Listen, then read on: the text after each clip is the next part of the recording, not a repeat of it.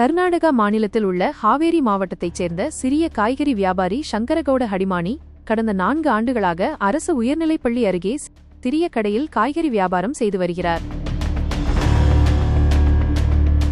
இந்த நிலையில் அவருக்கு தற்போது 29 லட்சம் ரூபாய் ஜிஎஸ்டி செலுத்த வருமான வரித்துறை நோட்டீஸ் அனுப்பியுள்ளது.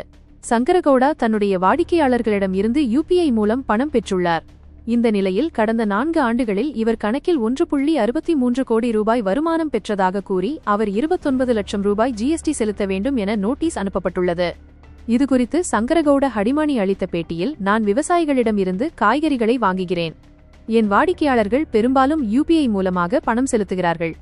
நான் ஆண்டுதோறும் வருமான வரி ரிட்டர்ன் தாக்கல் செய்கிறேன். இப்போது இந்த 29 லட்சம் ரூபாயை என்னால் எப்படி செலுத்த முடியும் என்று வேதனை தெரிவித்துள்ளார். கிளியர் டேக்ஸ் வெளியிட்டுள்ள தகவலின்படி விவசாயிகளிடம் இருந்து நேரடியாக வாங்கப்பட்ட காய்கறிகளுக்கு ஜிஎஸ்டி இல்லை. ஆனால் யுபிஐ மூலம் பணம் பெற்றதால் அவர்களது மொத்த வருவாய் கணக்கிடப்பட்டு ஜிஎஸ்டி நோட்டீஸ் அனுப்பப்பட்டுள்ளது. இதன் காரணமாக வியாபாரிகள் தற்போது யுபிஐ முறையிலிருந்து விலகி நேரடியாக பணம் பெற்று வியாபாரம் செய்து வருகிறார்கள். இந்த நிலையில் வருமான வரித்துறை வெளியிட்ட தகவலின்படி யுபிஐ மூலம் பணம் பெற்றாலும் நேரடியாக பணம் பெற்றாலும் அது வருமானமாகவே எடுத்துக்கொள்ளப்படும் எனவும் வருமானத்தை மறைக்க முயற்சிக்கும் வியாபாரிகள் மீது நடவடிக்கை எடுக்கப்படும் என கூறியுள்ளது.